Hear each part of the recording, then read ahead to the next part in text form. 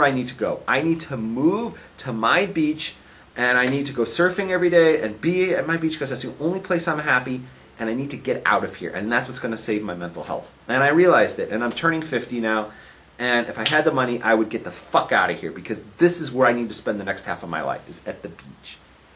What do you think? The reason you get along with the surfers is because you abide by their community norms. Like even surfers have certain norms for how you conduct yourself on the waves, etc. Right. If you abided by the norms of a particular shore and this community, you know, you get along fine with people here just as well as you get along with surfers. So it's all about fitting in with the community and its norms. Every community has its certain expected patterns of behavior. And as unusual as I am to the average surfer who's out there, you're saying I fit in more normative over there. Mm-hmm. Even because though you I'm fit also in with the, you fit in. They don't have many requirements, but they have a few. Like, you know, you don't cut in on someone's wave. I never do that. And I follow the rules. Right, you follow the rules, so therefore you fit in. So if you followed the rules here, you'd fit in too. I do follow the rules. Anyways, the thing that's holding me back from this is just the money thing. If I had the money, I'd be at my beach right now. I've decided that's what's going to save my mental health and make me. And that actually can be a long-term thing, because like if I don't get married or whatnot, I might be able to have a better chance of surviving if I'm at my beach every day, going surfing, have my mind off of all my problems. You know, and I'll come back and I'll throw on to fill-in or whatever, and you know that's it. But I'm going to be and I'll be connected to everybody through the internet, because we'll still do the show. I'll come in for the show, or I'll invite you out there. We can do it at the House of Rabs overlooking the water, right? So that's my decision, folks, and I'm going to live with it. Okay, a couple questions from the chat room. Bubba Macias, are there many Satmars in LA? There are Satmars in LA, but not like there are in New York, buddy. No, they're not a lot. There's like 1 million. Non-Ox are basically the Jewish version of Hare Krishnas. Ooh. Do the Ger Chassids welcome outsiders? I don't know. Yes, they do, and I can tell you why. I learned in yeshiva in Eretz Yisrael, and 2 of the Rebbeim in the yeshiva were outsiders and joined Ger. They grew up Litvish or yeshivish, and they joined Ger. I hear that Gers only have relations once a month. I don't know about that. I don't know about that. D-Medic needs to give more money. Yeah, that I know. That is true. Okay, so what do you want to say next? There was this guy who ran this string of hypnosis centers, and he trained his staff that when people come in and say, this is a problem I want to work on, that's never the problem, because if people knew the problem they wanted to work on, it wouldn't be a problem. So just meditate on that, folks.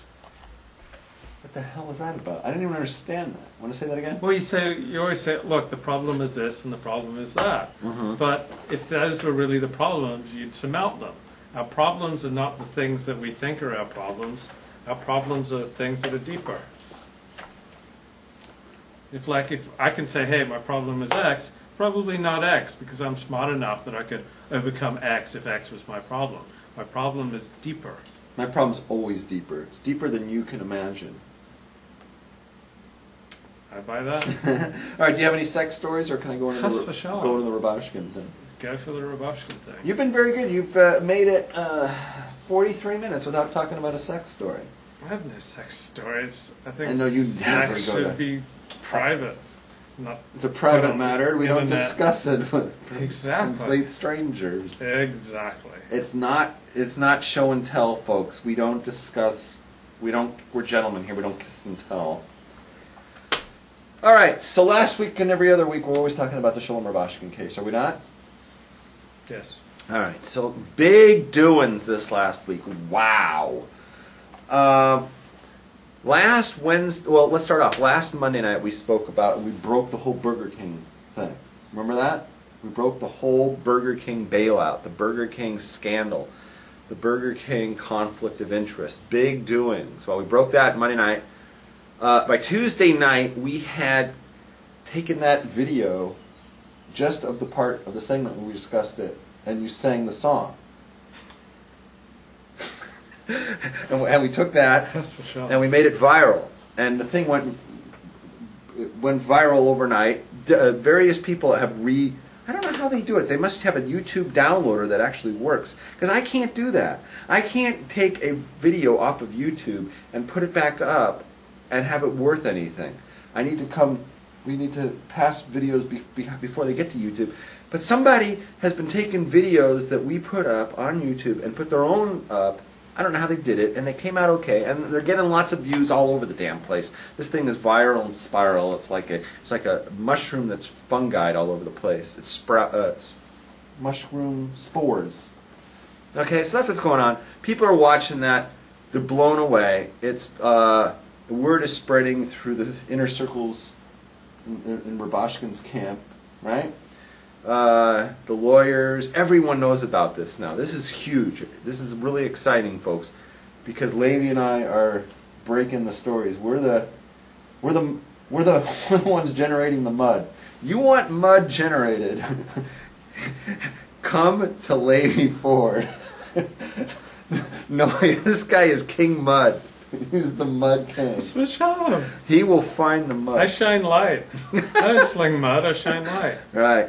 Okay, so that's what happened last week. Then they had a big appeal on Wednesday morning, the appeals case, and the lawyer argued, and there's not going to be a verdict in that for several months down the line. So in the meantime, we should keep going and try to generate. Let's get to the bottom of this before that they make their decision. Before these judges make a decision. You know, let's make it all viral and spiral and let them know all the facts of what's really going on, right? Let's talk about some more. Last week we discussed the conflict of interest of Goldman Sachs and Burger King. Goldman Sachs, I posted it on our Torah Talks fan page. If you're not on it yet, you should be on it because that's where we're going to be posting to exclusively on Facebook, Torah Talks with Rabbi Rabs and Luke Ford.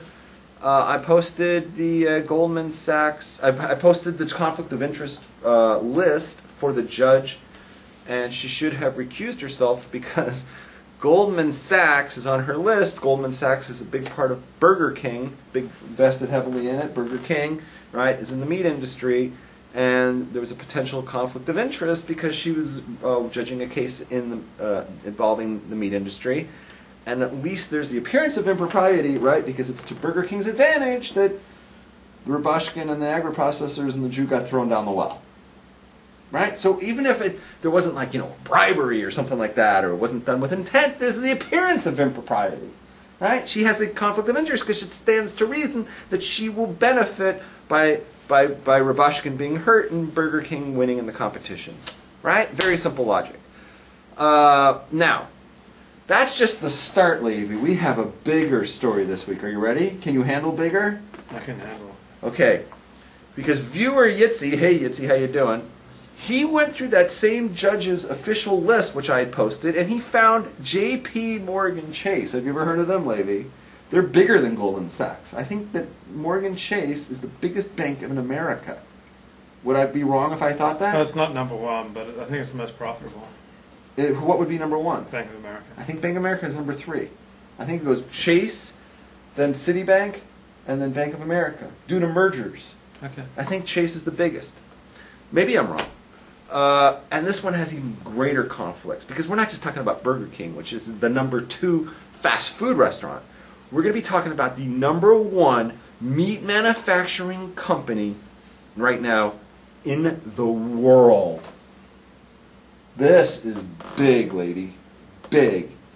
Okay? Bigger than your beard. Bigger than your ego. Alright.